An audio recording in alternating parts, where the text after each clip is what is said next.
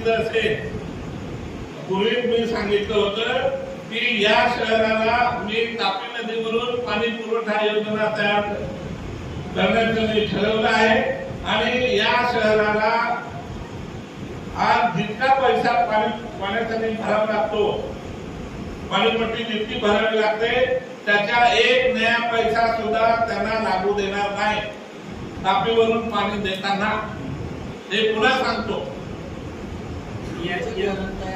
लागू दे काही लागू दे, मी शहराला आमच्या शहरवासियांना आज जितके त्यांना पाणीपट्टी भरावी लागते त्याचा एक नया पैसा सुद्धा जास्त लागू देणार नाही, हे स्पष्टपणाने मी सांगितलं आहे।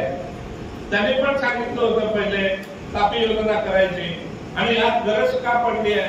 2 वर्ष आम्हाला त्या ठिकाणी बंधनिर्माण चांगलं झालं नाही, धरणात पाणी आलं नाही आणि आज त्या धरणावर आजूबाजूचे खेडे सुद्धा आणि हे शहर वाढतंय।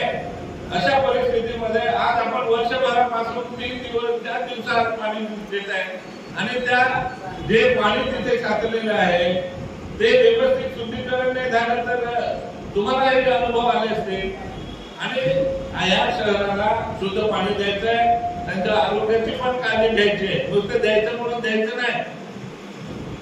यांनी कधी आरोग्याची काळजी घेताना बघितलंच नाही तर यांना कळणार काय आहे। दवाखाने काढले, स्वतःसाठी काढले, दुसऱ्यासाठी कुठे काढले।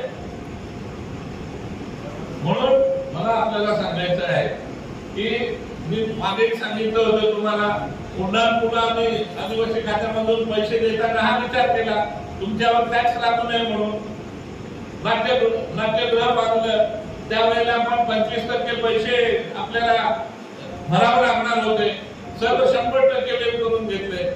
माझं धोरण हेच राहिलंय की आपण कुठलीही गोष्ट करत असताना सहजासहजी जनतेवर भार पडू नये, हेच मी धोरण स्वीकारलं आहे म्हणून त्याच पद्धतीने मी करतोय।